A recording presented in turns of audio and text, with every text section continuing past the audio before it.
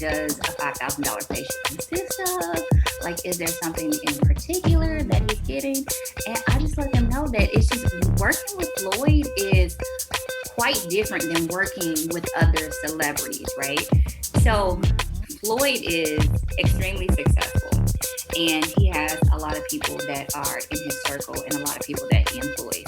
And I can honestly say from things that I have read about other celebrities, about them like not paying and wanting discounts and, just certain things, he goes above and beyond.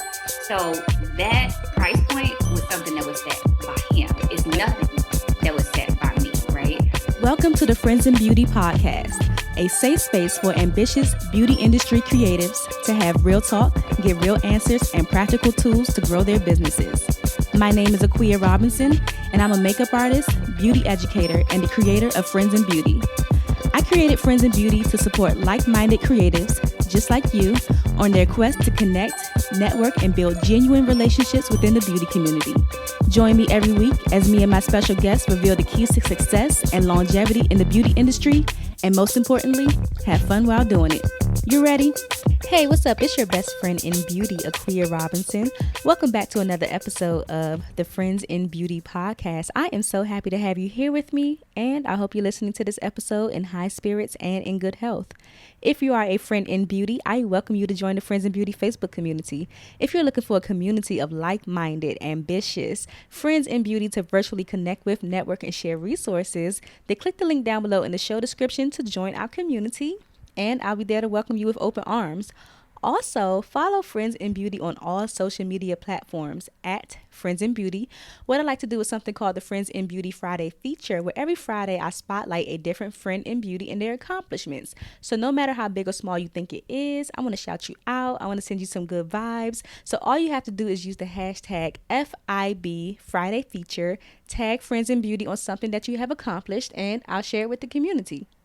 Additionally, the Friends in Beauty podcast is available on several platforms. We're on Apple, Spotify, Stitcher, iHeartRadio, Google, YouTube, you name it. And whatever platform you are listening from right now, I just want to say thank you so much for tuning into the Friends in Beauty podcast. I truly appreciate you so much. And I would love it even further if you took the time to leave a 5-star rating, a review, a comment, a like, a share, a subscribe, or something to let me know how you feel about the Friends in Beauty podcast. I would absolutely love it. And also, I have to tell you that you should join the Friends in Beauty mailing list tribe if you haven't already, because they are the first to know about all things Friends in Beauty, and I send out different business resources, tips, and advice throughout the week.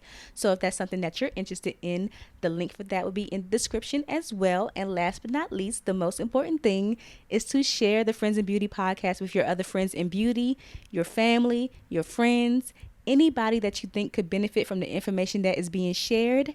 Share away to help me grow the Friends in Beauty community. Now, on this episode of the Friends in Beauty podcast, I welcome Bianca Edwards to the Friends in Beauty guest chair. Bianca is a Los Angeles licensed esthetician who travels the world to educate others and grow her luxury beauty tools line, Beauty Done Right. Bianca began her aesthetic journey in the 90s as a teenager. As an aesthetic sales rep and traveling celebrity esthetician, Bianca has worked in almost every sector of health and beauty, from salon and spa settings, PR, and a private dermatology practice. She's most notably known for providing Floyd Mayweather facials, which helped catapult her career. Since starting Beauty EQ in 2013, Bianca continues to serve her aesthetic community by providing professionals with advanced modalities and education to grow their spa practices. Beauty EQ has educated thousands of aesthetic professionals in the industry at all stages of their career. Bianca offers courses in microneedling, high-frequency skin imperfection treatments, and ultrasonic cavitation for body contouring and weight management. In 2020, she launched Beauty Done Right, an inclusive luxury beauty tools brand. Bianca traveled throughout Asia and Europe to enhance her education of skincare and the design behind some of the most successful brands. I had such a great time chatting with Bianca. In this interview, she shares what it was like to be Floyd Mayweather's esthetician and all about these $5,000 facials that she used to provide for him, how estheticians can leverage their careers to grow in the industry, the many business opportunities available outside of the salon space for estheticians, how she's providing quality tools and education for the industry via Beauty EQ. She also shows us some of her products from her luxury beauty tools line, Beauty Done Right, and shares her inspiration behind creating the brand, which I absolutely love. And she also gives us some skincare tips and so much more. And Bianca, oh my gosh, Bianca is so dope. And what I love the most is that she's on a mission to bridge the color gap in the aesthetics industry through education. This was such a good conversation. I really enjoyed it. So let's go ahead and jump into it with Bianca. And if you prefer to watch, then tune in on YouTube. Enjoy. Welcome to the Friends in Beauty podcast, Bianca. Hello, Aquia. Thank you so much for having me. I'm so happy to be interviewed by you today, chatting with you. Yay, I'm so excited to have you. When your representative reached out to me and told me about you, I said, oh gosh, yes, I need her on the podcast because I need all the tea on this amazing business that you have. So I'm really excited to talk to you, learn more about you, and dive into your business and everything. Thank you. Yay. So before we start, I always like to start off with icebreaker questions, just so we can get warmed up and so that the Friends of Beauty audience can get to know you outside of the world of beauty and skincare. Okay, sounds good. I'm ready. Yay. All right. So the first one, just give us 3 random facts about you. 3 random facts about me. I love true crime. Like I am into crime, horror scenes, and if I wasn't into beauty, I would have probably been a forensic pathologist. That's so cool.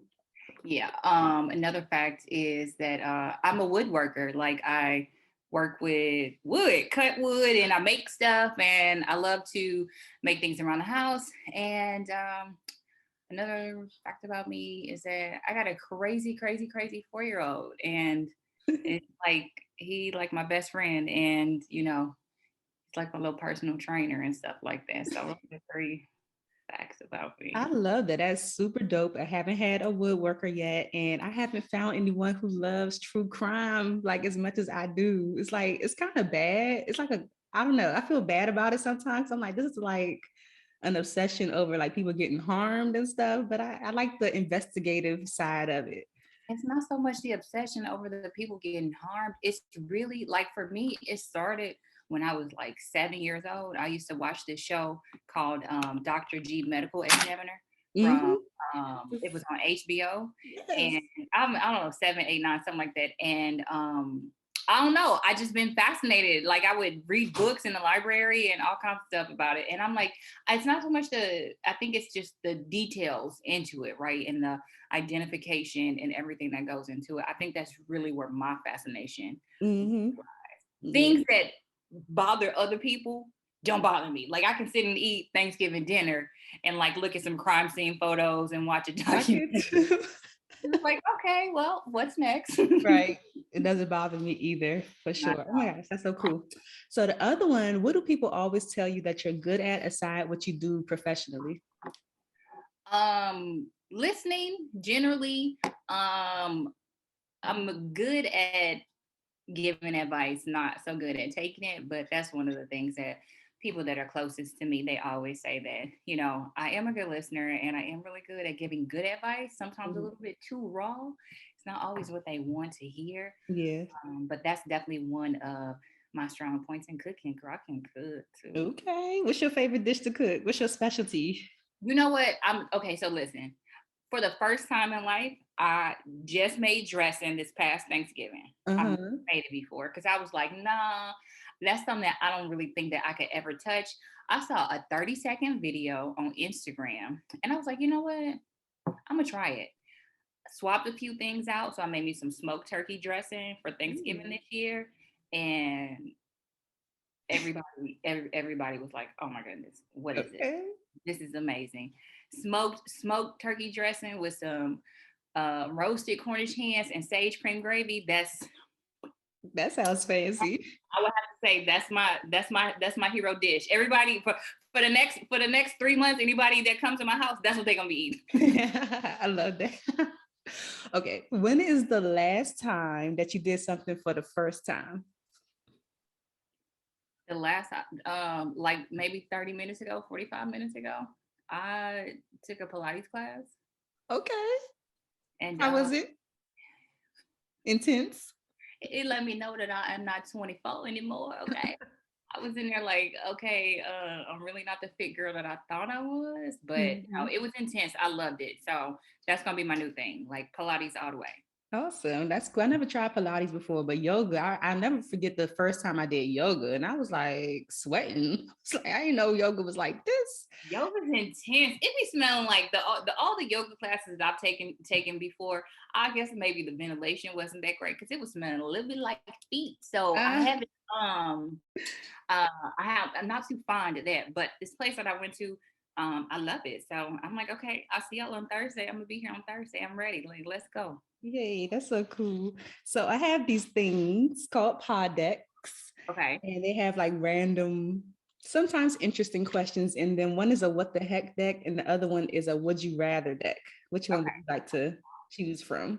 What the heck? Let's see. Okay, one is a what the heck deck, and one Would is you rather? this is a fun podcast. I'm liking this. Okay. What do most people choose? It's 50-50. Kind of split. Let's do would you rather. Would you rather? And I always warn people, the questions are sometimes really interesting, and some of them is like, okay, now who was thinking about this? Like, okay. So this is would you rather. No, we're not gonna do that one. I think I did that one before. And that was weird. Okay. It was weird. All right. That one too. Come on, give us a good one. You gotta shuffle them up real good. This is so weird. Would you rather eat a whole bag of marshmallows or a whole jar of peanut butter at once?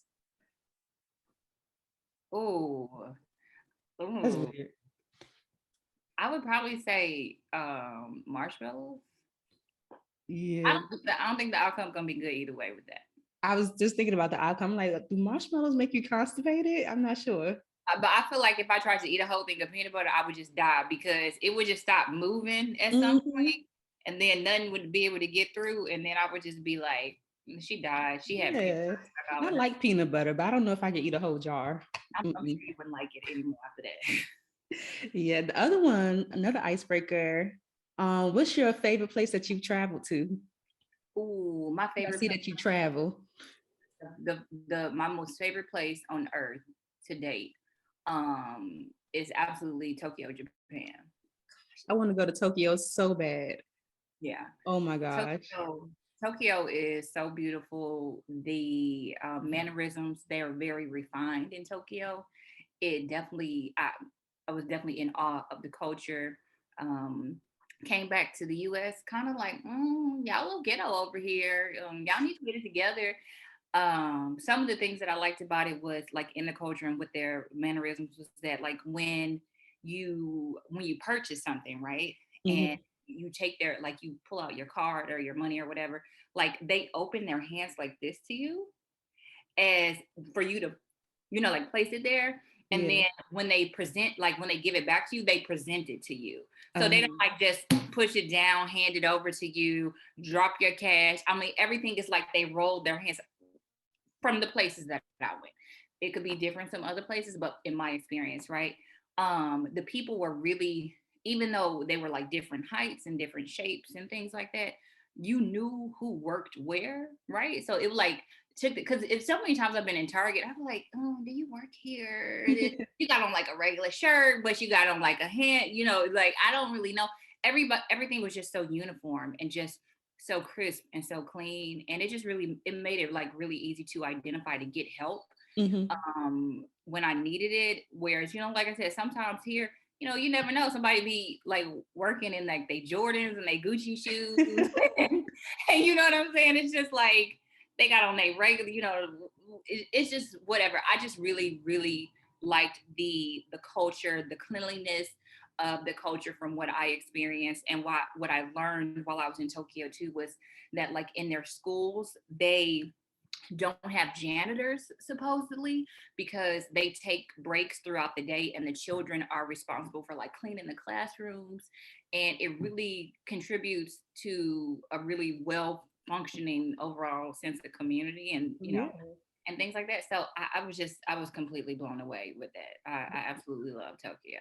I'm completely sold even more Yes. after hearing you talk about it. But I wanted to go so bad. And then after the earthquake and stuff happened there, I heard it was like a lot of radiation and all that stuff. So some people were like, oh, you shouldn't go now because the environment isn't good. But I'm like, I want to go. I don't care.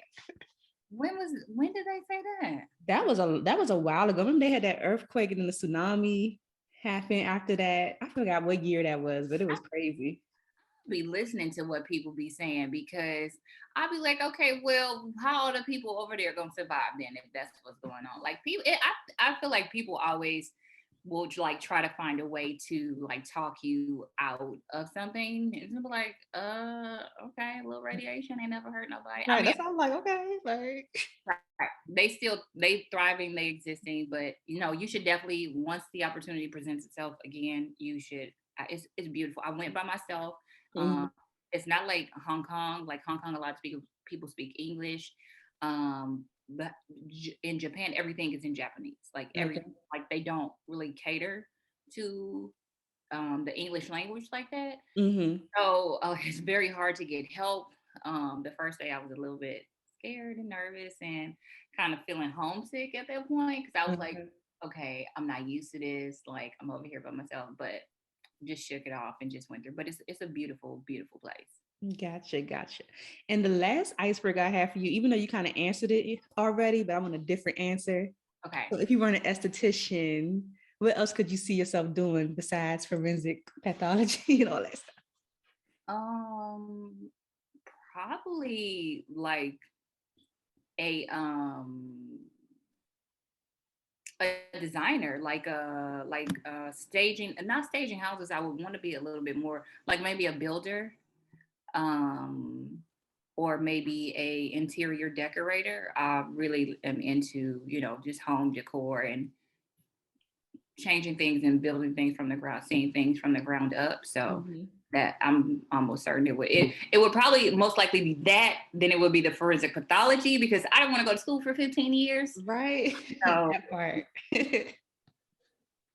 Awesome. Thank you so much for sharing. You have done like a lot of cool stuff. I love the whole true crime bit and the woodworking. That is like really dope and just so unique from the people I've had so far. But I would love to just jump into it because your brand screams luxury. Like when I went to your Instagram and checked you out, your brand screams luxury. It looks like a self-care playground. Like seriously. thank So you. tell me all about these $5,000 facials that Floyd Mayweather was getting. I need to know all about that. Oh my goodness. Yes. So that was the most incredible. That was absolutely like the highlight of me being an esthetician. Obviously, it's not much higher that you can get than that. I mean, you can build a business and you can service a lot of celebrities, but I got that position when I was like fresh out of school.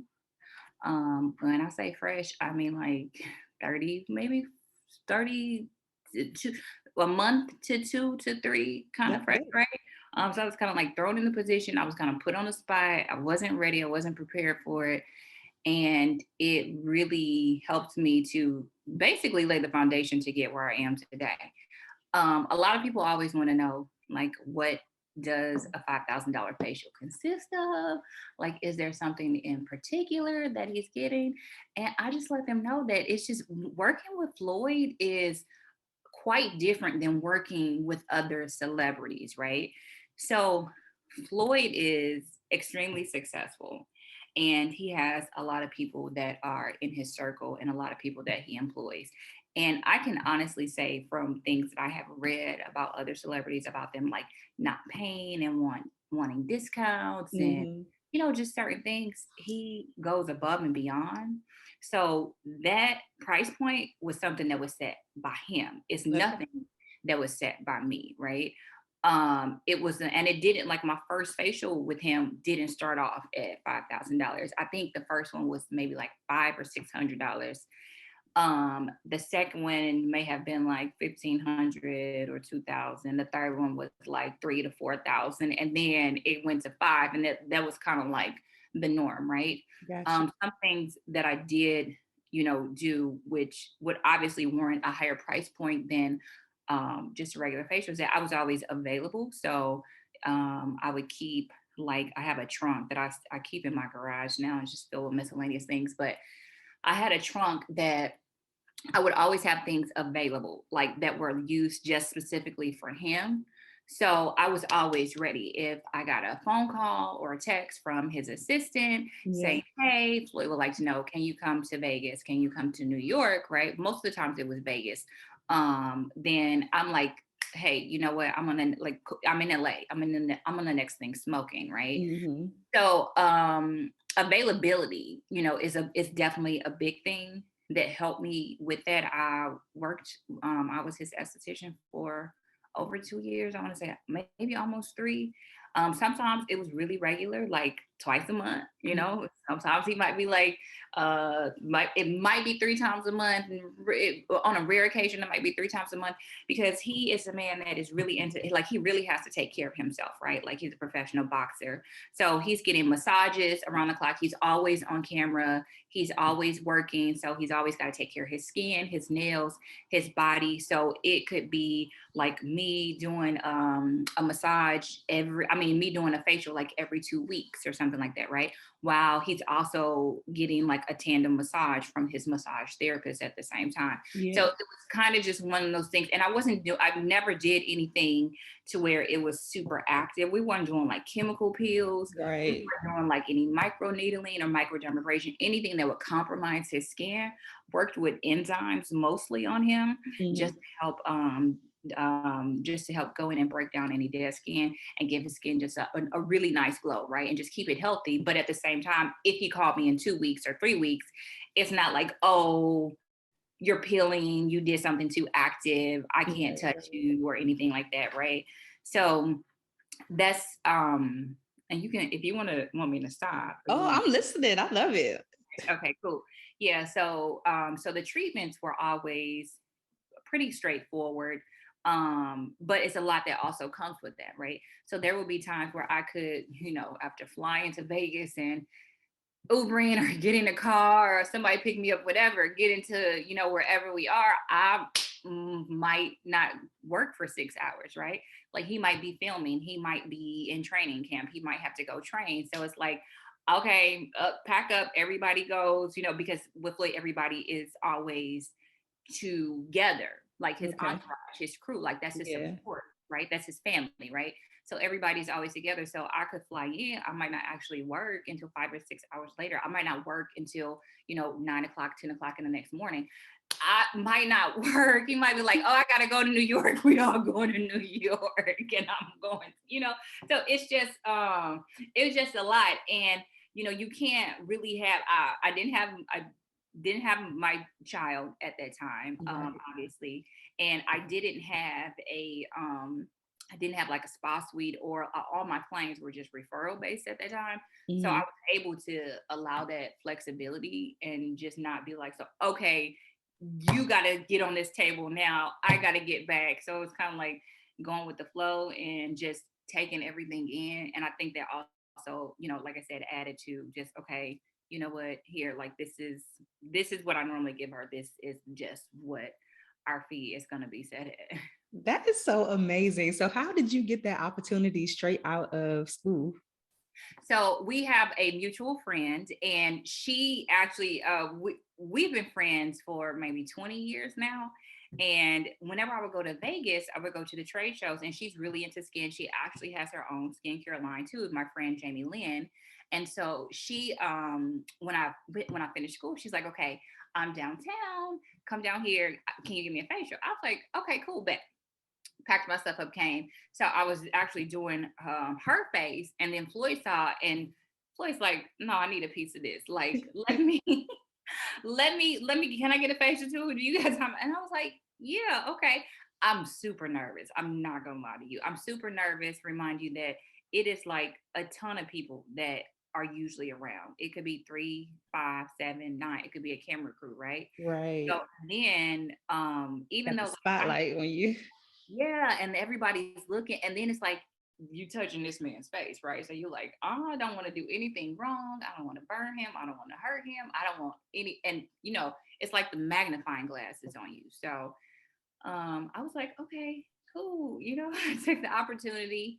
Um, and I was like, when I tell you, I was so nervous. I was sweating underneath my arms. My back is soaking wet. My hands I'm just over there really just like Right. inhaling, exhaling, trying to ground myself. I've done the motions a million times, even though Hmm. I had just finished school. Like my love started long before I was in school. That was just when I decided to actually go and legitimize my knowledge, right? Right. And get licensed. So I had gone through the motions, but it's still like this is somebody who is worth $500 million or whatever it is, right? Like, and you're nervous and you have these eyes on you.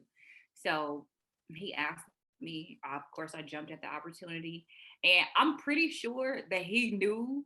Aside from my friend telling him, I'm almost certain that he knew. Okay, this ain't. You know what I'm saying? Like she might be a little bit new or whatever, but whatever. I provided, and then I just got better each time, and each time it was like more. It was like, where y'all come from? Like it was more people. Like every single time, it was Right. it was like I tell people, it's an experience that whatever you think happens when you get and when you're an esthetician or a massage therapist or a barber and you get that celebrity client, whatever you think happens, it's completely opposite. This is not like there's nothing in the world that you could fathom to like put you close to the actual scenario that happened, right? Like you could never imagine like, okay, you are going to be given a facial with Showtime recording with 13 people in his bedroom, right? Right. And this is airing and they're prepping, for all access, like behind the scenes and things like that. Like you would never ever think that okay, this is what my facial experience is gonna be like, right? Or Right. this is what it's gonna. You can never ever think that. So I just tell people, no, whatever you think it's gonna be, it's very Just X that out and just don't even think. Just ask, and you shall receive. Ask, and I will tell you because I promise you can never figure it out. awesome. So you just happened to go do a facial for your friend. He was there and asked to get a facial too. Yes. I love that. Look, some things you just cannot, like you said, some things you just cannot plan for. Like, who would have thought? Yeah, no, it was. I mean, I knew it was a possibility that he would be there, but I didn't know that it was a possibility that one he would actually be interested in like receiving a facial. Like it was never like, oh, you can do my facial. Maybe Floyd will want a facial or anything like that. It was never any conversation like that. It was literally, it was just very spontaneous. And I was just like ready, I was just like, okay, I don't know when this opportunity will come again. And Mhm. it was definitely a blessing. It was a big blessing because during that time I was going through some things personally in my life. And I just kept this like shield of armor on and working, like having that opportunity was literally the anchor in my life at that time, right? That Yeah. really kept me from falling apart. He never knew. My friend never knew. Like nobody really knew what I was going through. But having him and just with the consistency, right? It just really was that anchor to why, which is a big part of the reason why I'm able to have two brands right now. One of them is a little bit more established and has a better following. The other one is it's really new. It's my baby, but I'm putting a lot of effort into it. But all of this stems from, just the anchoring that I had when I started off working with Floyd really helped give me that leverage and get, even though at the time I didn't see these interviews, I should have been doing them then and stuff like that.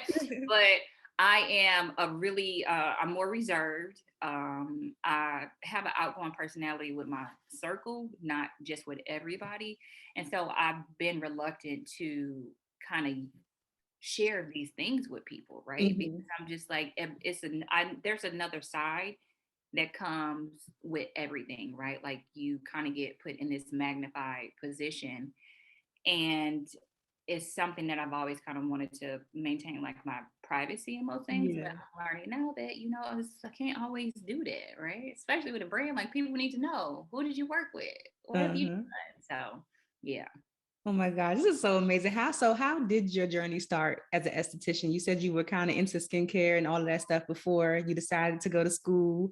Like, what was that process like for you deciding, okay, let me make this official and like, go to school and get my license? So I have been into skin, honestly, since I was really, really young. When I say young, I mean like 9, 10 years old. Mhm. I have always paid attention to people's skin, probably a little bit too much attention to people's skin, right? Um, whenever I would get money, I would like go and buy like the oil of Olay, the body washes, the loofahs, the body scrubs. I mean, I was like 10 and 11 with this stuff, right? And so I grew up in a different era. I'm born in the 80s. So I didn't have visual aids. I didn't have Instagram and YouTube to see beauty gurus and people saying, this is what you need to do to your skin and this is how you take care of yourself, right? So everything really was like innate with me, right? Like Mhm. it was just, this is just where my mind went, right? So while other kids are like, into this, I'm like, okay, what new lotions do they have? Oh, Oil of Olay. Okay, let me try this. Oh, ROC. What is this anti-wrinkle cream? And it's like, Bianca, you are 11 years You don't old. have wrinkles. You don't have wrinkles. You don't have nothing going on. But that's just, it's just where I was. And so I started out with like doing hair and doing lashes. Never really got into the makeup thing. Wasn't never really that good at it. I worked in a hair salon when I was like 15. That didn't last long because I got dye all over the lady's shirt. And I was like, ooh, she gonna be mad. Let me block this out and just make sure she don't see this. It was on the back. Thank God she had on like a multicolored shirt. But I was like, yeah, the salon setting is really not for me. Yeah. um I was approached by a lady that was like a Mary Kay representative, and she asked me if I would like be a model for one of her events, and I'm like, Mary Kay, yes. Like she like gifted me all these products and stuff. So it's just it really is like something that I've just honestly been just beauty in general. I've just been deeply immersed in since I was young. I I was a bit tomboyish, but even under like my baggy clothes, like once I was able to, I like to wear matching underwear. Like I really had like a real I was putting cream on. It was like, okay, I'm gonna throw on a t-shirt. I don't want to wear no stockings. I don't want to wear a dress. I don't want, going to church. I hated going to church because I did not want to wear stockings and those little patty melt heels or whatever, those kitten heels or whatever. Didn't want to do none of that. But, I was more comfortable like playing basketball and running track and playing baseball with my brothers. I was like softball. Now I'm playing baseball, right? But I would have like a matching bra and matching underwear, Yeah. right? So I've just, I've been doing it. It was just, like I said, it was just innate. It was just in me. And then my mother was really into taking care of herself. She was a girly girl. She was the one who rolled her hair. She kept her nails polished.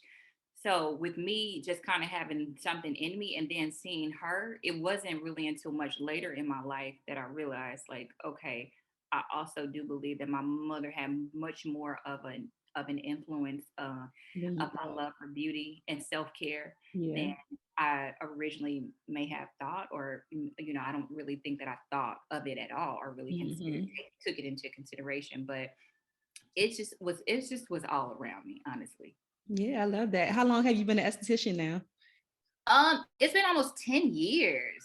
I'll be Wow. celebrating 10 years, I think, next year. Yeah, That's amazing. yeah, next year. I think it'll be 10 years. Yep. Wow. When did you decide that you wanted to become an educator too? Immediately, Mhm. like while I was in school. So we would have like these demos where big brands would come through and they would send their representative, because obviously there's only so much that you learn in the aesthetic school, and Mhm. these are the minds that are eager. So these are the minds that you definitely want to grab while you have that attention span before they get locked into their career and they choose a particular brand over another and things like that, right? So when they would come and do demos, I was just always, excuse me,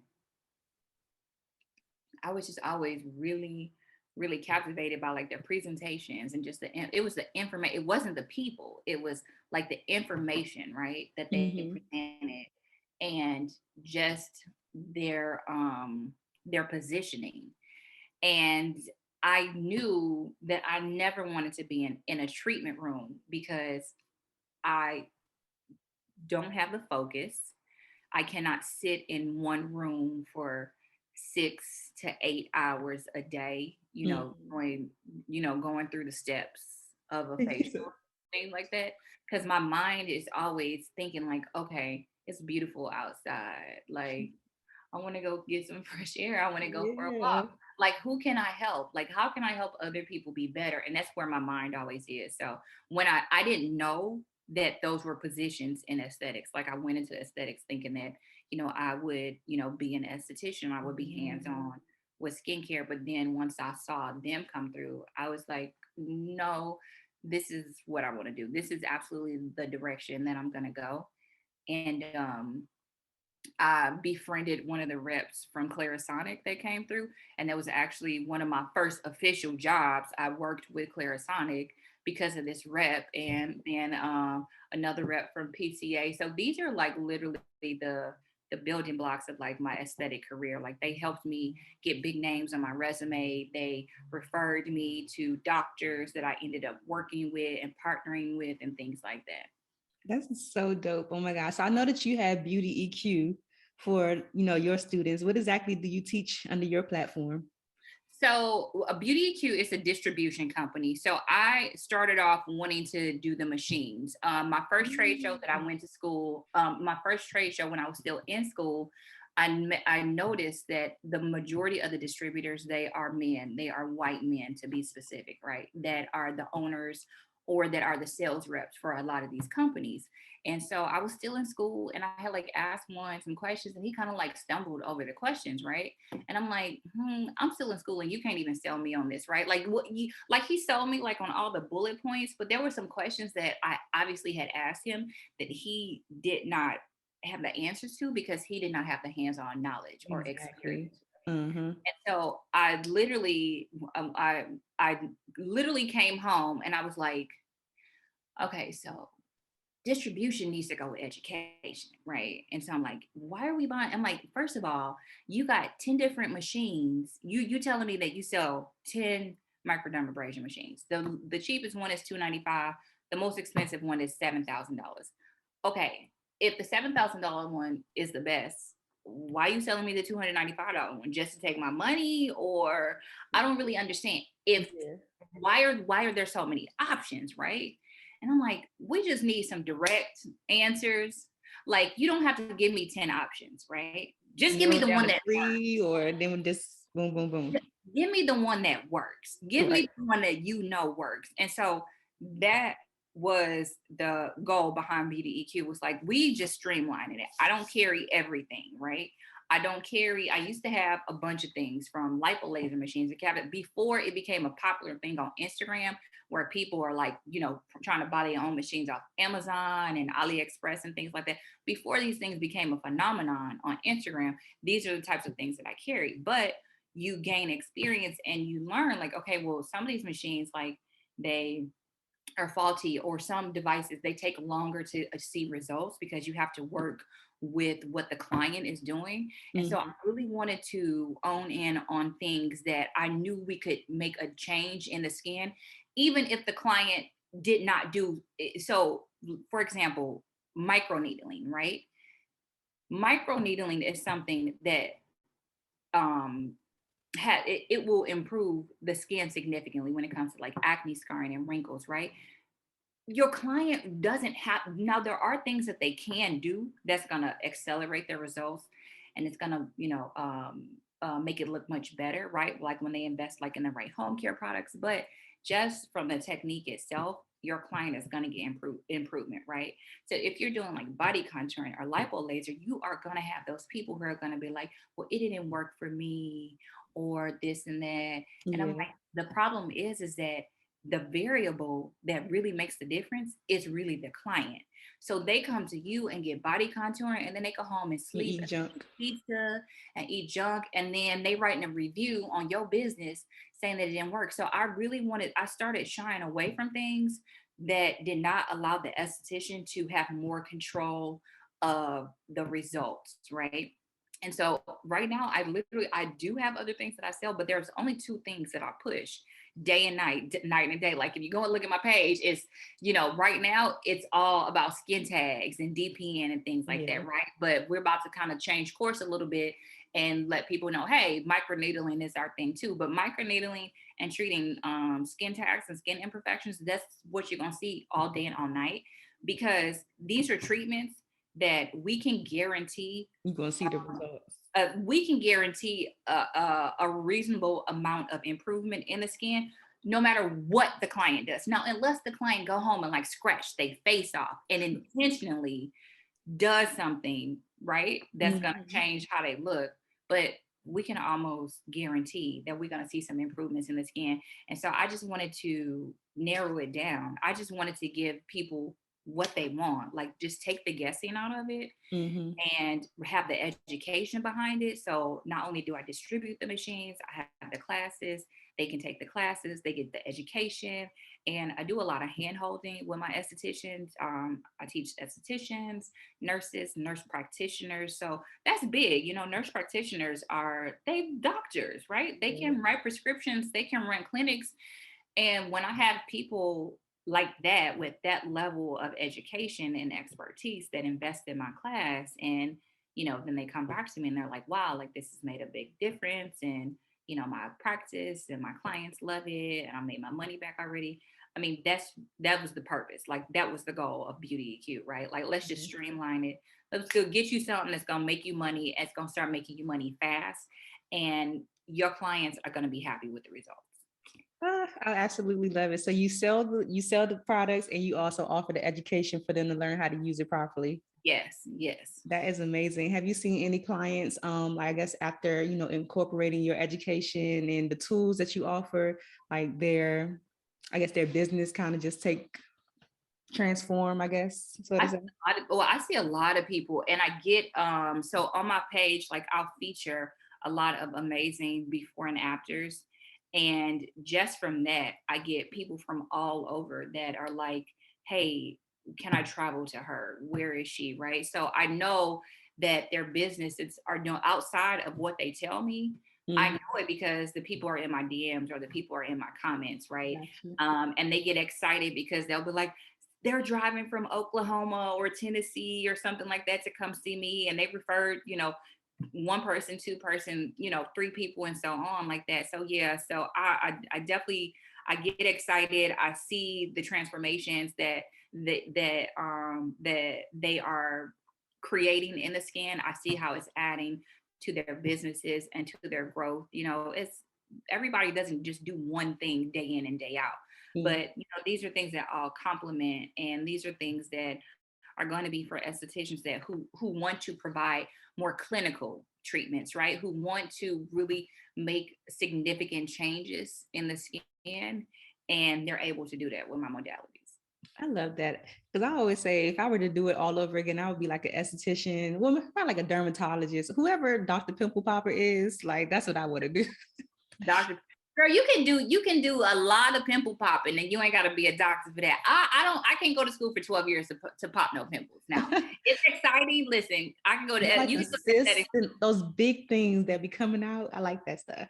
Yes, see, and I think a lot of estheticians probably are true crime fans, because it's something about being able to see that fluid being extracted, and you just sitting there like, oh wow, this looks like when I see something like that, I would send a message to somebody and be like, ooh, dinner, and they'll be like, oh, so nasty, and I'm just like, making light of it and just cracking with them or whatever. But yeah, it's I think we all kind of have like a different way of thinking in our mind for estheticians, because Absolutely.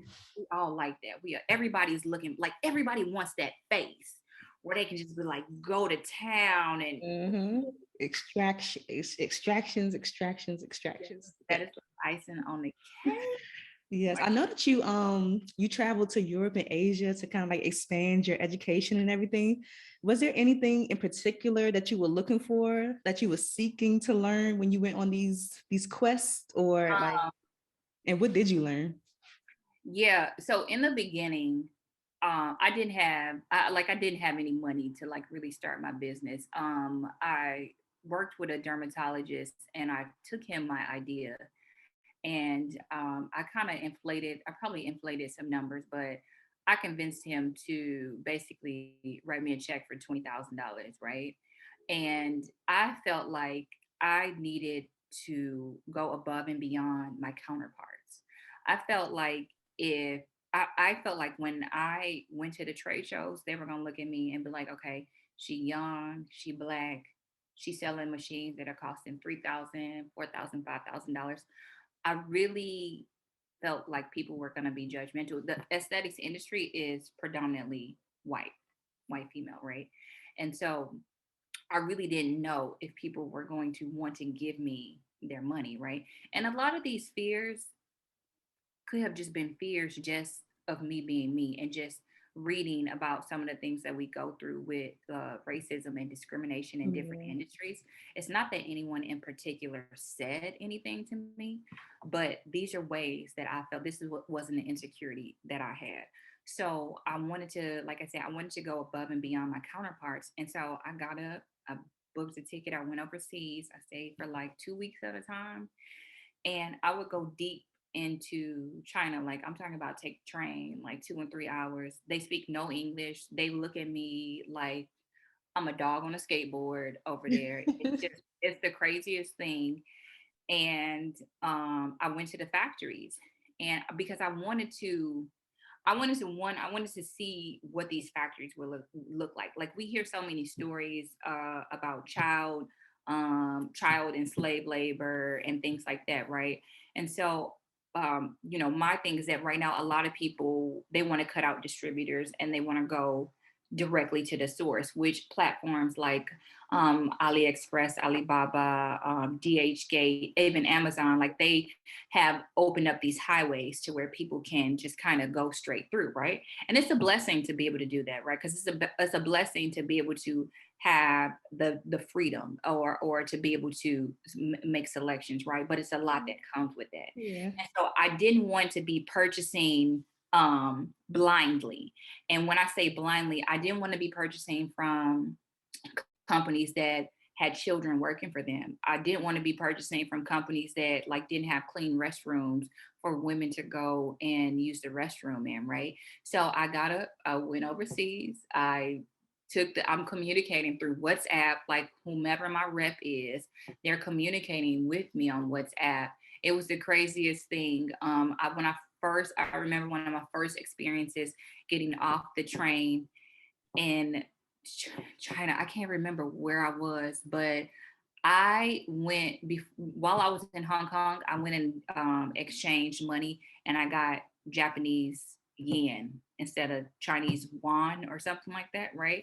And so I got Japanese yen, right? And I'm traversing through China, and so I get over there, and I'm at like a McDonald's, which it didn't have none. The McDonald's is not McDonald's. It's like it's the Golden Arches, but it's like They got their, wonton soup. It's stuff like they that. got their own stuff in there, but They got their own stuff, yeah. So I like go and hand them the money, and they all start laughing at me, and I'm like, "What's so funny, right?" And I like didn't even have the right money, and I'm just sitting here like, "Oh my goodness, I'm so devastated." So yeah, so I went through a lot, but I really wanted to, like I said, I really wanted to see. Like I didn't have a translator. I wanted to see what these factories look like. I wanted to meet these people, right? mm-hmm. So and they were very appreciative of it. Like you'll pick me up from the train station and like took me to lunch and took me to dinner and things like that, and just sat down and they kind of toured their city with me. But I just felt like I needed to see what these factories look like. I needed to learn how to fix the equipment, right? Yeah. Because I'm sitting here thinking in my head, I'm like, okay, well, if I have an LED machine that retails for $2,500, if somebody has an issue with this and it's within their warranty, I need to be able to know what to do, right? Like this machine weighs 50 to 60 pounds. I can't just put it in an envelope and send it back to get fixed, right? Right. So I really had to, I really wanted to learn the ins and outs of everything, like how the equipment was built, how Mhm. to fix the equipment, right? And basically how to make sure that I would be able to offer a complete 360 experience for people that purchase with me. I did way too much, honestly, because I'm almost certain that these other people have not done that, and I can tell that just by the way like they talk about their devices and they, you know what I'm saying, they sell like a lot of stuff is done via online communication and things and whatnot. But yeah, I just really felt like that I needed to do more, and I needed to tell people, like I needed to show, hey, this is me at the factory, this is me on the train, this is me getting laughed at by people who are, I'm trying to pay with Japanese yen for some Chinese food or whatever. So yeah, so I that was my reason for like taking those treks and going overseas, because I really wanted to just go above and beyond to really, be able to offer that experience. And then with time, and this is, with experience, you learn and you refine. And now also I'm like, nah, I don't want to do the heavy stuff no more. Like Mhm. it's expensive, it's heavy, it's cumbersome. Like what if you want to pack up and like go home for the holidays or go do a party somewhere? Like I think I need things that are lightweight and portable and functional. Right, right. And it's easy to swap out. Like, okay, you got an issue, you got a lifetime warranty on it. Send it back. We'll send you a new one. Or we'll refurbish it, or we'll swap it out for a new one. I just wanted to be able to have more control over the process and be able to really ensure the guarantees. And that's what a lot of people don't understand when it comes to being in business. Like that customer, like you have certain expectations that you have to meet beyond that initial sale. Mhm. So your warranty is for a year. If you can have things that are faulty multiple times within a year, right? So if you don't have an inventory, if you don't know how, you don't have a clause or a contract set in place with your manufacturer, so you're just losing money, just keeping Yeah. stuff, right? Replacing things and shipping back and forth and this, that, or whatever. So yeah, it's something that a lot of people don't really understand when they get into this industry. They really think like, oh, it's a flip, like, oh, let me get this machine and double the money and send it to this person and not provide anything. It's so much more than that. It's a lot. So I was really just trying to make sure that I was just well rounded, and Yeah. I was basically uh I set up parameters for myself to qualify myself to be able to sell to people. I love that. Do you have a team in place for Beauty EQ that like helps you run it as far as I guess packing up orders and fixing problems? It's just you. It's just me. It is Mhm. just me. I have like some contractors who like do design work for me. But when I tell you Beauty Q is 100% me, the words, the concepts, the ideas. I had for my master class, I had a derm, I have two other licensed educators who helped me put together my manual. Okay. But when it comes to like the sweat equity, that is everything is me. I ship I receive the orders, I place the orders, I check everything, I send it out. If there's a replacement needed or what, it's 100% me. It's Mhm. been hard. It's hard finding good people. Girl, tell me about it. That's where I am right now. I literally do everything by myself. I know they probably tired of hearing me say that on the podcast. Like, girl, you ain't get no help yet. It's But hard. yeah, I know how it is. It's definitely hard. And I got two businesses. So I got two businesses and a crazy 4-year-old in the household. It's a lot. It's definitely a lot. Yeah, absolutely. How do you manage like balance and everything? Or you don't, you just let it, whatever gets done, gets done. Whatever gets done gets done. I have certain things like certain things that I have to do every day, and I do have some help. I have my niece who is here right now that helps me a lot with my son. She's 26, he's 4. For some reason, he think he's like 23 or 24 though. So it's just, and then sometimes she thinks she like 5 or 6. And it's just, Uh-huh. I just got kids running around my house all day. But yeah, I try certain things that I do. I make sure I get done every day. Like when it comes to my customers, like orders, like those are gonna get out every single day, right? Like same day. If they order by a certain time, like it's getting out the same day, right? But then there are times where I just be like, oh God, I'm done, I'm tired, I'm spent. I got to reply to this tomorrow, or I have to do this tomorrow, or sometimes things get put on the back burner, but I'm just like, yeah, it's hard. And you know what? I'm a Virgo. I'm a stickler for like details. And are you a I was Virgo? literally sitting here like, she's a Virgo.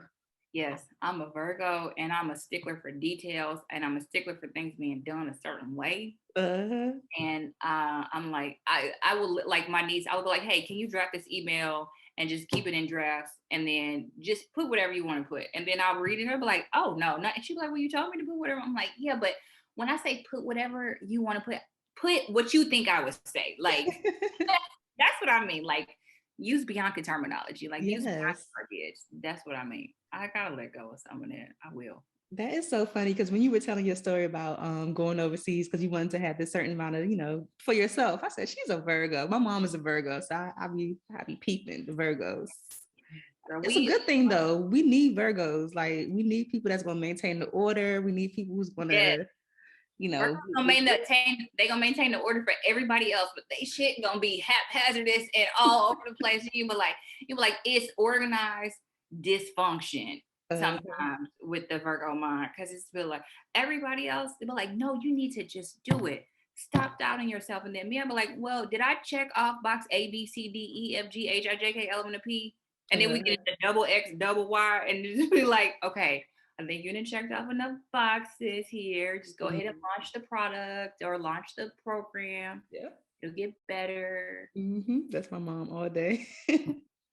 Are there other or not are there? What are some other opportunities that estheticians can dive into to like leverage their careers in the industry other than just working in spas? And you mentioned education was one. Yeah. Oh my goodness. There's so many opportunities for estheticians to work in. Education is a big one. Whether they have their own particular brands that they've developed, or product or technique, or working with larger companies that, the ones that we see on the billboards and in the magazines and things like that, they always have educational opportunities, product development. I know a lot of estheticians who are also like cosmetic chemists or want to do cosmetic chemistry. Nursing is one that, well, they can't do it as an esthetician, but I do see a lot of estheticians and nurses that end up cross hatching, right? Because they want to be able to do a little bit more. So it's like a starting point for a lot of things that you can like scale up to do, without having to get any additional education. Like I said, just teaching classes is like a really, really big one that I see. For everybody can't teach though. I see a lot of people trying, but everybody cannot teach. Yeah. That's a big one.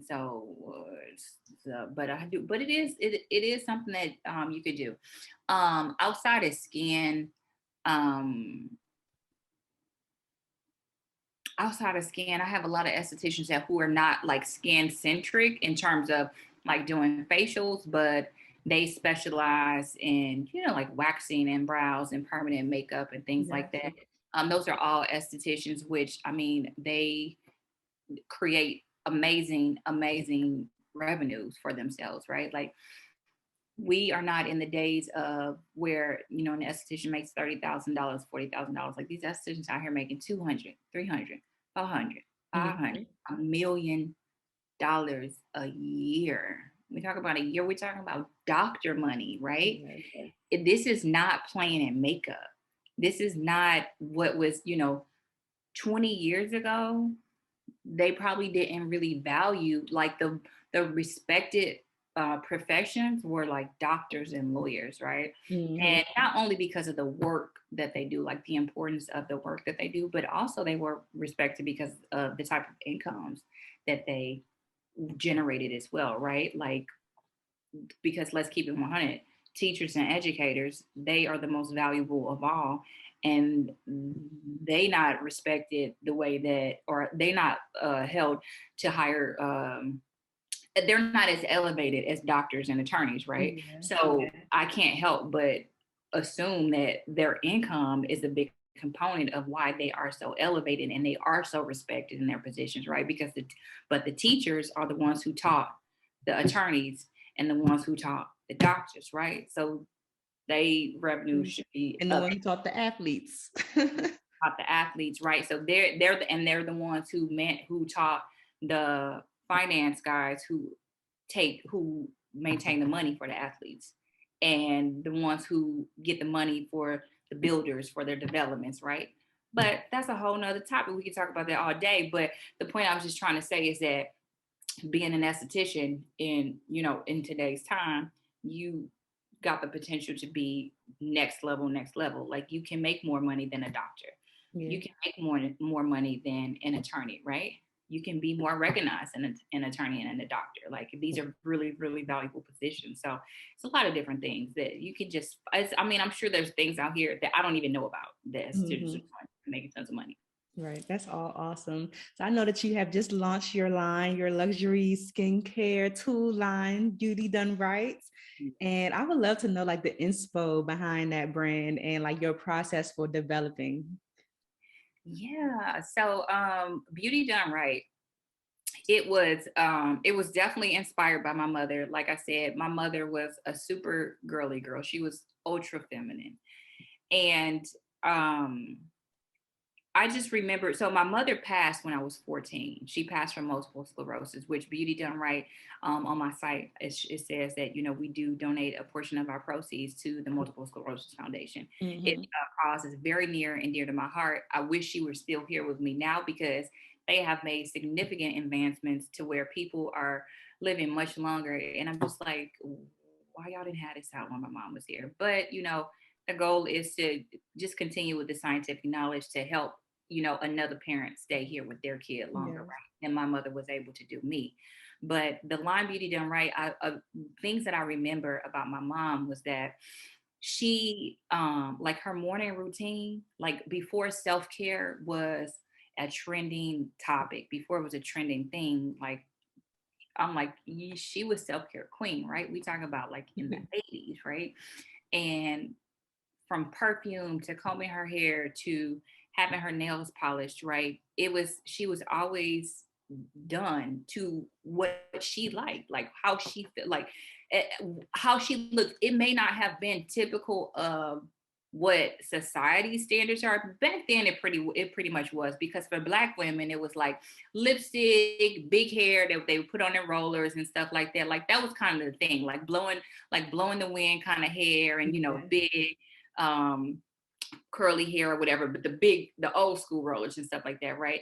But she had a routine, right? And so I would see it in the morning. I would see like she brushed her hair. It wasn't a regular brush. It wasn't like a old school fake wooden goody brush or those brands and stuff like that, right?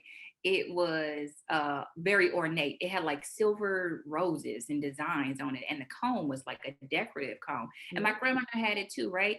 And her vanity, it was beautiful, right? So it was like these were just like tools that she used in her daily routine, but they looked beautiful. They were Yes. functional and they looked beautiful. And beauty is a big part of Black culture, right? Beauty, in any one thing that I really love just about Black culture and just about beauty is that if you were born in the 80s or the 90s and you grew up and you had your grandmother or your great grandmother around, they always took care of themselves, right? They always took care of themselves. Like the bonnets, before the bonnets was bonnets and rollers, and going to the beauty salon is like a community thing. It doesn't matter where you from. Like in the Black community, like if you grew up in the 80s or 90s, not so much now. They're a little different now. Different culture. It's a little different. It's a different time with them. But yeah, it's like you went to the beauty shop. You experienced going to the beauty shop with your grandmother, or even if you wasn't getting your hair done, if you was just in there watching, you know what I'm saying? Which is, I picked up a lot of stuff just a byproduct of being like in salons and things like that. But it's something, it's a language that resonates with the Black community kind of like nationwide. Like, no matter what side of the country you're from, certain things, this is just our language in our community, right? And so I saw this with my mother. And so when I had the idea for Beauty Done Right, like her self-care, it didn't stop when she got sick, because her condition deteriorated as as I got older. So I think I was probably around 9 or 10 when she was diagnosed with multiple sclerosis. And as it was explained to me, it was a trigger from falling on an elevator and hitting her head. So this is like what triggered that. Even though it's like an autoimmune, and they say that there are some links with genetics and things like that. But from my understanding, was kind of something that like turned it on right in her. And so her condition deteriorated. But as her condition deteriorated, her attention to herself never did. Now it became a time to where she could no longer comb her hair, right? She could no longer like do for herself, dress herself, because she lost mobility. First, it was the loss of her legs, and then it was like not really having the control. She was shaky, so she couldn't put lipstick on, but she want to put her lipstick on, right? She wants somebody to put her lipstick on for her. Like, I can't do it. Dang all right, you better put my lipstick on. Put my lipstick on, roll my hair for me, right? And so it was like when I thought about it and I was thinking about the name for Beauty Done Right, I was like, what do I want? Like, beauty is beauty, right? But what does it really mean? And I'm like, beauty done right is really not about how you look, right? It's not about a trending makeup style or haircut or lip color, because everybody can't wear that, right? Beauty done right is literally just about being you and doing things that make you feel good, right? Like the power of things that make you feel good versus how others feel about you. And these were things that made my mother feel good in the moment, right? And so I really wanted to work on products that everybody could enjoy, no matter where they are in their life, no matter if they are that person that like just found out they got this condition or disease that's going to end up breaking them down and have them whatever. Like, people still want to take care of themselves. People still want to be included, right? Like, people who are not able to walk, they still want to enjoy a nice shower, right? Like, why can't they enhance their shower like everybody else? Like, why does it have to be about a look, like what you physically see me as? What about how I feel in the moment? Or what about how things make me feel? Right. So I wanted to really put emphasis on like beauty tools that enhance the moments that we look at as so routine on a daily basis, right? Like, just like I said, my mom was combing her hair and brushing her hair with these really ornate combs and brushes. It's like, she just transformed a moment right there. It might have just been 5 minutes or 10 minutes or whatever time she had to give herself that day. But holding that, she's looking at herself in the mirror, and this is a transformative experience. And people don't understand how important these moments are, because when our mornings are messed up, our next steps throughout the day be messed up, right? Like, if you get up and you take so let me give you an example. Let me walk it back a little bit. So one of the products that I'm working on releasing, I have luxury tools, but I'm also working on other things that transform these moments, right? So let's say you wake up and you wake up and there's no hot water, or your water's off, right? Like, that's something that it's a routine, right? So you just used to doing it, right? But if you get in the shower and all the hot water is on, then you kind of pissed off, right? And let's say it's a cold day in New York or wherever. Shower. You upset, right? Then you took a cold shower. So you're not even really feeling clean. You're not even really feeling your best. Instantly, that starts your day. So now you walk into work and you irritated, right?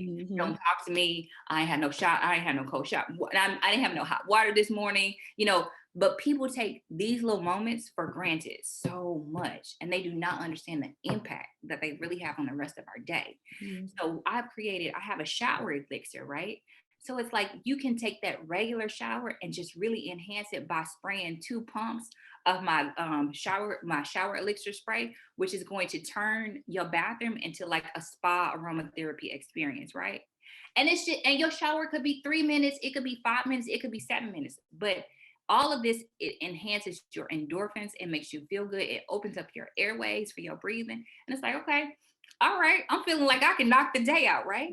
Like, so these are things that everybody can enjoy. You don't have to be 100 pounds. You ain't got to be in shape. You ain't got to have a job. You know what I'm saying? All you got to do is take a shower, and I hope you do that, right? But the brand was just to really be able to expand and kind of grab everybody that is out there who wants to have those self-care moments, who wants to self-indulge, who wants to understand that self-care is a luxury that everybody can afford, right? Mm-hmm. Everybody can afford that. I don't care at what level, you cannot not afford to take care of yourself and spend time with yourself. I don't care if it's trendy, you think it's trendy, but it's the truth. Everybody got to do it. I've been doing it since I was 6, 7 years. Okay. And I'm really intrigued by the ice dice. That looks like super cool. Like, how does that work? I want some Yeah. ice dice now. Yes. Okay. So these are my unicorn ice dice that I have right here. So I use these in my treatments, and they're really good for calming inflammation. I get acneic breakouts, a lot hormonal acne on my chin. Sometimes I break out on my forehead. So anytime that you get any type of inflammation, you should always be icing. And this is something that's kind of known worldwide, because let's say you play on any sports team, you injure yourself, they tell you ice it, right? Because when you ice it, it's going to slow down that blood flow, which is going to slow down that swelling. When we're getting our breakouts and things like that, that's just inflammation that's coming up, right? So we want to ice it so that we can help minimize that pain that we get from it and the size of that, right? So icing is a very common technique that is used in skincare. I wanted to create a product that could also, we could use it for more than just icing. Like, we could use it in chill mode so that we want to relax. I'm talking a lot right now. After I get done, my jaw's gonna be hurting. So I can use my ice dice in relax mode by just putting it in a little bit of water to help to relax my jaw muscles, because I've been talking, I educate, I speak a lot, right? So these are things, these are ways that they can be used, two different ways. So I wanted to, and this is what they look like right here. I don't know if you have a Oh, cool. are pretty, right? And so we have some other tools in the industry, but I really wanted something that was more functional. I wanted something that traveled really well, right? So I always tell my clients that when you are traveling, guess what? Your breakout's gonna travel too. Like, you in Mexico, you in Florida, you wake up and you be like, oh, my chin is so sore, right? Like, boom, all you do literally is just, it's not a big bulky ice globe. It's not a big bulky ice roller.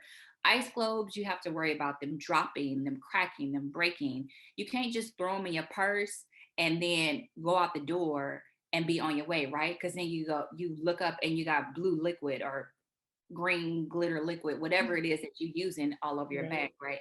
So I was really looking for functionality with the ice dice, a way that it could travel and we could use it in multiple ways, and it could be reusable, because a lot of people out here using ice. Like, we don't need to waste water. We don't need to be using ice. And one of the best things about the ice dice is that, which you can't do with the ice globe or with ice rollers, and even with ice, is that you don't even need a fridge or a freezer, because of their compact size and the way that they're insulated. You could literally put these in a cup of cold water, or just a little bit cold water or warm water, and get the same effects as if you were to put them in the fridge or the freezer all night.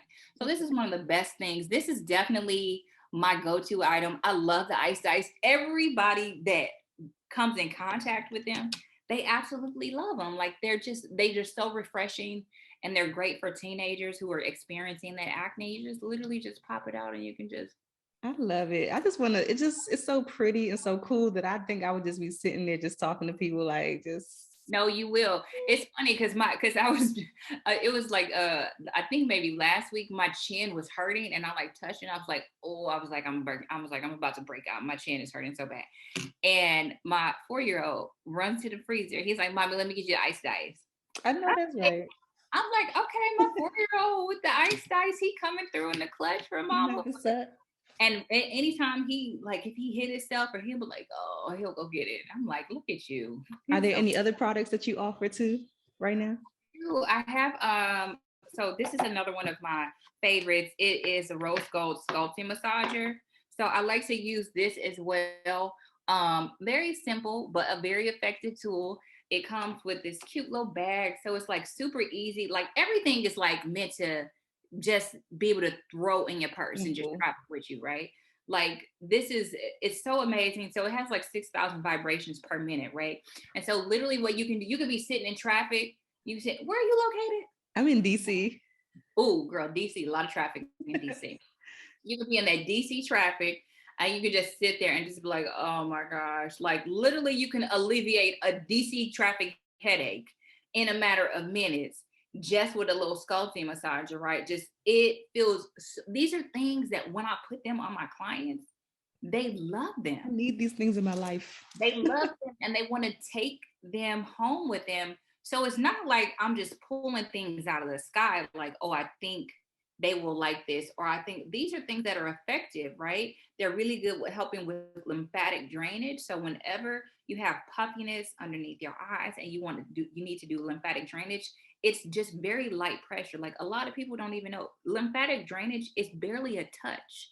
It's not like a massage. Mm-hmm. So people think lymphatic massage, they think they need to push, and it's literally just light pressure and just pushing that fluid down towards the heart that helps to move all the stagnant lymph. I have genetic under eye bags. They are more apparent when I have allergies, when if I've been crying, if I sleep the wrong way. So these are, even with these two tools, right? Because you go and you kind of drain that fluid first, and then you come back behind, and this is going to help to take down all that puffiness.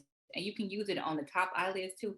These things are super cool. So I need that because I've been noticing after I turned 30, you know how things be going, but my eyes be puffy in the morning sometimes when I wake up, and I'm like, what is this all about? Like all of this be puffy. So you probably need to change. You could probably change your positioning, like pay attention to how you're sleeping. Cause I know sometimes, depending on the way I sleep, that I will have more fluid buildup in the morning. Mm-hmm. So anytime that if you wake up and you notice that you have puffiness over eye or under eye, just try to think, okay, what was the last position that I was sleeping? What was the last position that I was when I was sleeping? And how did I fall asleep? Because you might not wake up how you fell asleep. Yeah. And so just kind of like pay attention, like, okay, well, let me, ideally to be a little bit elevated so everything is able to drain. But normally it's going to be, like your it has to do with your position or something like, or it could just be going to bed late. Maybe you need to go to bed earlier. I'll be sleeping all the time. I fell asleep yesterday, like before 9 o'clock. It was crazy. Oh my! So what's the difference between that tool that you just showed us and like the ones that roll that people use, like the jade rollers and stuff like that? This one is better. this one is better. So this is the thing. People have the tendency to apply too much pressure to things, right? And so when you are rolling something on your skin that's not moving, you are relying on the pressure from your hand to really do anything. So people be pushing stuff. I've seen where things have popped off because they pushing it too hard and stuff like that. So I like things that do the movement for me, so then I don't have to worry about pushing on my skin, right? Because if you're pushing a J roll, like exactly what are you doing? Like you're not doing a true massage, because this is what does a true massage, right? You're not doing a lymphatic massage because you're pushing too hard, and the J roller is moving, so that lymph is not gonna move if with something that is spinning on that dial like that, right? Like it needs to be something that's stationary like this, unless you have like a like mechanical, like the actual like pumps where you do like a pumping method with lymphatic drainage. So I don't know, I feel like everything has a place. Everything can be, we can purpose things to basically whatever we want. But me, when it comes to that, I like the movement, I like the vibration, I like the massage effect of it, and I like the fact that I can actually feel it relieving that pressure at that time without me adding pressure to it. Because even you just adding pressure to things yourself, then you have to start worrying about your hands cramping up from you pushing and holding things. There are so many things. I've gone through it all. Oh my God, this has been so good. I'm really excited for your business. I'm gonna get my hands on that soon. But like, what are you working on your legacy to be? Like when this is all, said and done, retirement has set in, if you plan on retirement, like when you look back at your career, like what do you want your legacy to be? What do you want people to say about you? I would like for people to look at me as a person who really made changes for people in the industry. I really want to be somebody that helps other people improve themselves, improve their quality of life, improve their living, um, really help other people. So I would like for people to just be like, you know what? She was an amazing educator. She gave so much to the industry. She was super real. She was super raw, right? And she just really, especially when it comes to the education aspect, like she just raised the bar. Like this is, I just that's my goal, right? It's just really to just elevate and raise the bar for estheticians, and just understanding like the value that they have in this industry, for understanding their worth. I really work hard to try to blend the communities with the Black and the white. With my Black estheticians, I see that a lot of us are not charging the prices that our white counterparts are charging. And sometimes it may be because the demographics, or maybe sometimes it's just a self-worth, and not really thinking that, some of the same misconceptions and doubts and fears that I had when starting PQ was that, people won't pay this, right? But with my white estheticians, they train, they jump right out the door. They charging $200, $300, right? And I see a lot of, non-white estheticians who doing microneedling, they charging $90 and, $99 and things like that. And they doing multiple treatments with the microneedling. I'm like, wait, no, because she's over here doing 275. I know she's doing 275 because I trained her and she has my device, and she came out of school, just hit the ground running, right? And you over here doing microneedling and the facial and this and that. I'm like, no. So I really, I'm really just trying to kind of blend the communities and give them and give the transfer some of the confidence to my sisters in the aesthetics industry, and then to get that top dollar, to get that top value, and then also transfer some of the educational aspect to my non-Black estheticians who are like really good at skin, and they are really passionate about skin, but sometimes people don't look their way because they don't look like them. And sometimes, and they're like, I want to treat, and I've done everything I can, right? But so it's some lack of confidence and lack of educational resources on both sides of the fence. And I would really like to be looked at as somebody who really tried to advocate for both sides, to have a more inclusive beauty community and a more thoroughly educated beauty community as well. I love that. All of that is going to happen for you. I already see it. It's going to happen for sure. What's next for you? You have anything coming up soon that the Friends of Beauty audience needs to know about? So with the exception of my products, like my shower elixir I have dropping, and I'm just working on for 2022. Both brands, I'm going to be at multiple trade shows, so I always like for people to come out and say hi, and say, hey, I saw you here, or ask questions, pick my brain or whatever. But 2022, I'm gonna be trying to expand a little bit more with Beauty Done Right. I don't want to expand too much because I'm still trying to get the footing and create the brand awareness, and I don't want to have a bunch of different products, right? Like I really want to solidify my feet in the ground and really elevate the brand first before trying to jump out and do too many things. So just more recognition, more awareness of BDR in 2022, more shows. I'm gonna be on the East Coast a lot more. I'm so excited about that. Like I cannot wait. I'm gonna be in Philly in April. I will be in New York in March. I'm just like, what shows are these that you're doing? The March show is called IECSC, International Aesthetics, a Congress. it's one of the biggest shows. Vegas is the biggest one. New York is the second biggest. New York is the more expensive one, honestly. But it is a show where licensed professionals that are actively practicing, or students, they come and you can get hands-on education and knowledge and take classes about machines. It is like the Disney World for estheticians. Okay.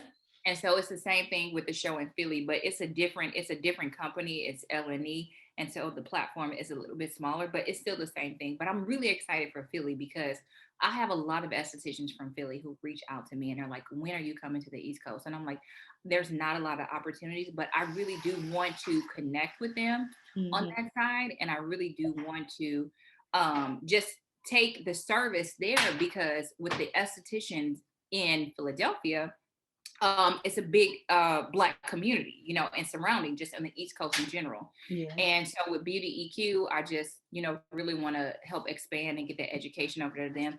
And then with the BDR, is help so that they have these additional tools for retail in their spas and their salons, and they can help their clients transform these spa experiences in the privacy of their home. Absolutely, because DC is like 2 hours from Philly too, so maybe like people from like the surrounding areas can come. You know, yeah, it's a lot of estheticians here. I know a lot of estheticians that like started as makeup artists and then like transferred over. They'll be there. They will definitely be that for New York. For New York, they come from the islands.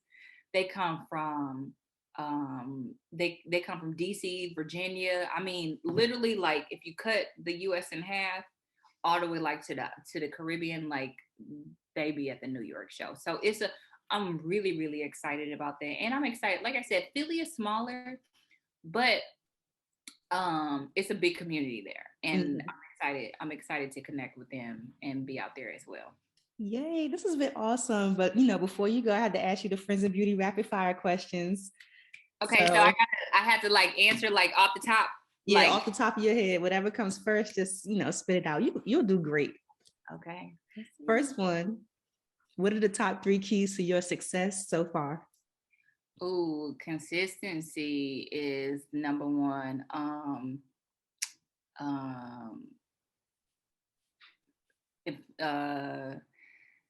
Top 3 keys to my success. Consistency is number one. Vision is, you gotta have a vision. Like you gotta have an idea, know where you're going. And the third is definitely, I would just say, my support system. The people who are behind me and near me, who are like rooting me on. That's definitely important. Awesome. How do you measure your success? Oh, I measure my success as successful. If I had to put it on a scale of 1 to 10, honestly, I would probably give myself like a 7. There's so many people in the industry that I really, I'm inspired by them. But I put them at the level of like 11 and 12 and 13, kind of beyond the threshold.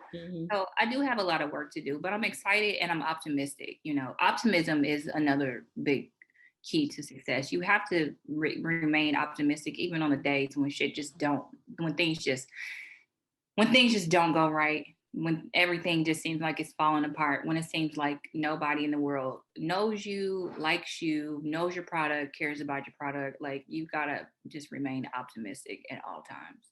Absolutely. What's the best advice you've ever received? The best advice that I have ever received. The best advice. Okay, I'm gonna tell you the best advice I've ever received. So one of my colleagues, I love her to death. Her name is Alicia Pierce, and she's a very well-respected educator and esthetician in the community. She's a veteran. And I talked to her, and I was doing my first power Zoom training, and I was so nervous. I had stayed up all night. Just the perfectionist in me, it was just, I was going crazy. I was at the point where I was about to go delirious. So I was starting to doubt myself. And Elise said to me, she said, Bianca, everything is not going to be perfect. What you're doing, what you have to offer is amazing, and our industry needs it.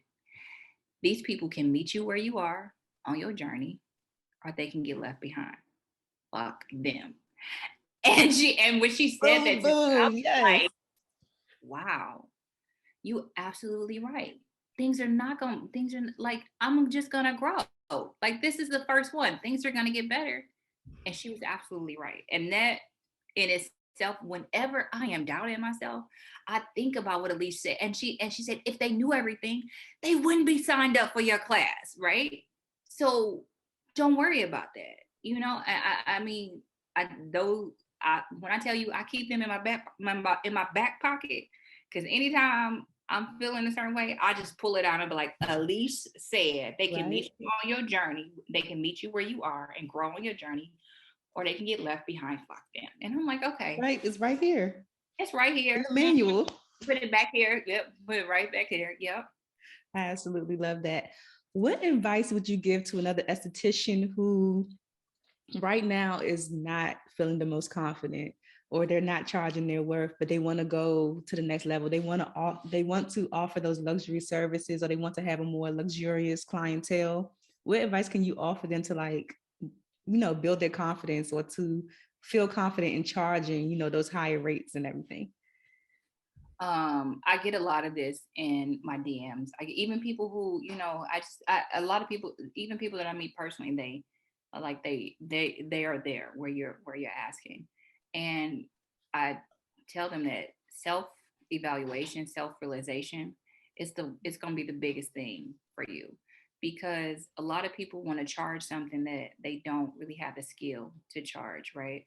A lot of people want to be to a certain point in life, but they really are not maximizing the effort and putting in their work. And the top is not meant for everybody, right? Whatever your top is, everybody's not going to get there. And it's not meant for everybody, right? But the biggest thing is always you. It's always take a look at yourself. What are you really doing? Like, how are you really promoting yourself? How are you really promoting your services? How are you trying to connect with your ideal clientele? Mm-hmm. Are you maximizing your opportunities? Are you working for an hour or two a day and then you going home and going to sleep? Are you going shopping, or you watching, your housewives show or whatever? Like, exactly what it is that you're doing. You cannot expect to grow your business, expand your clientele, if you go to work for, let's say you have 2 clients a day, right? That's what you're averaging, right? You can't expect to grow your clientele if you go to work to treat those 2 clients and then you go home and you're not working on your business, right? Mm-hmm. So self-realization, self-evaluation, and to identify where you're lacking, and the self-realization to actually accept that and take accountability for that, right? And say, okay, I need to do more. Because it's a lot of people, and I see it even with close people in my circle, right? Yeah. They say they want a certain standard of living. They say they want a certain quality of life, but they want to win the lotto. Right. I'm like, okay, so you're just gonna be poor until you win the lotto. Right. They don't want to work for it. They just want it to be like, right. You say your situation is not ideal. You say you need more money, but you don't want to get a second job, right? The problem is not that you don't have more money. The problem is that you don't want to work to have more money. You don't want to get creative. You don't want to take yourself outside of your comfort zone. Because you have this way that you have been taught that, Americans, we work 40 hours a week, and the weekends are for relaxing, and I'm too good to make $60,000 a year as a professional and work at Home Depot on the weekends or 2 or 3 days out the week. Well, what do you want to do? You want to keep complaining, or you want to build your business? Are you trying to start another company? Are you trying to go back to school? Are you trying to pay this or that? Like, it's just all comes from like really looking in the mirror and having a reality check with ourselves. It's like, okay, look, like this right here is where it's at. It's not them, it's you. It's literally you. And anytime there's an issue, anytime somebody is not successful or not reaching their goals, it is them. It is never anybody else, right? Self-evaluation is where you absolutely have to start. Gotcha. What's a resource that has helped you in your business that you can share with the friends and beauty community? A resource, free or paid, or don't matter? Doesn't matter. A resource that has helped me tremendously, if I had no idea that I even needed this, was investing in a coach, a business coach, a business. Yeah, like 3 of them. I listen until we in 2019. I had no idea that I needed one.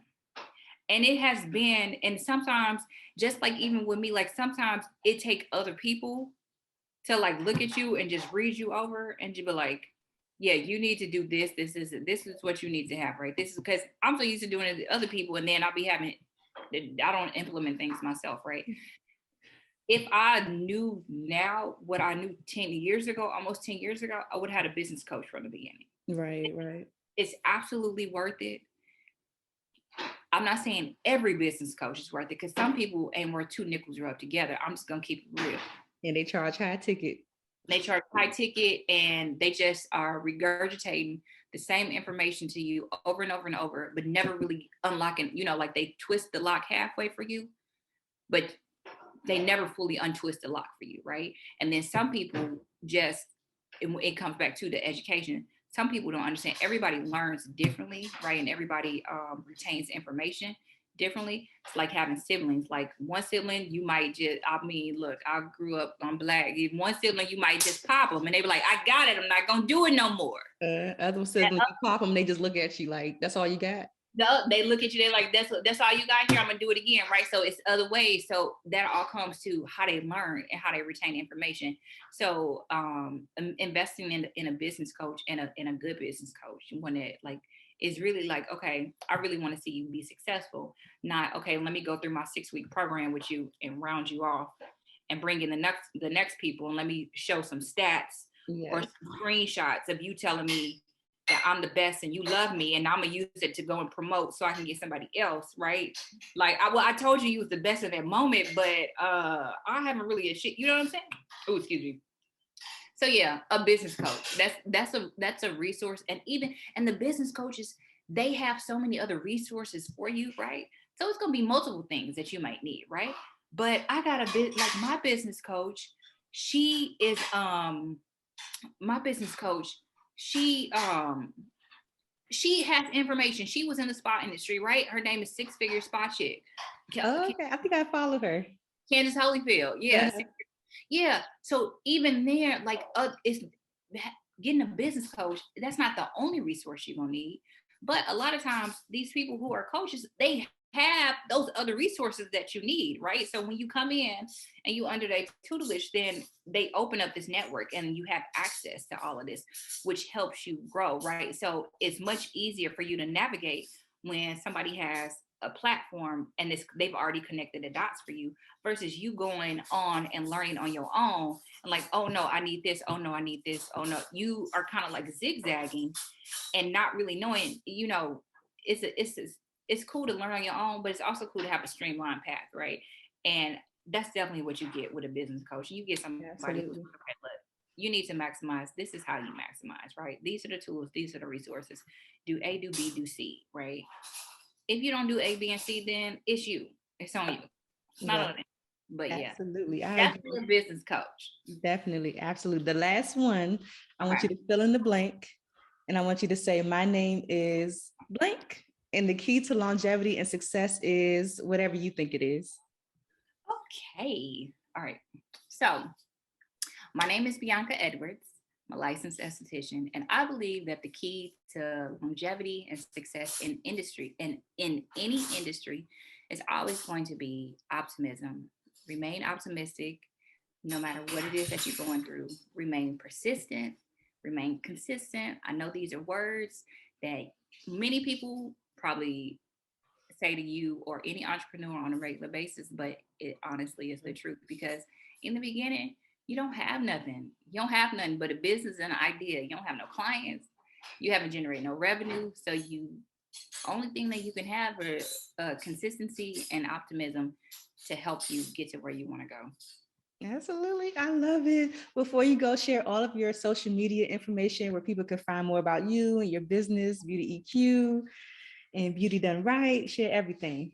Absolutely. So For all my licensed estheticians, if you want to come and say hi, please follow me at Beauty EQ. It is Beauty, Beauty, the letter E, the letter Q.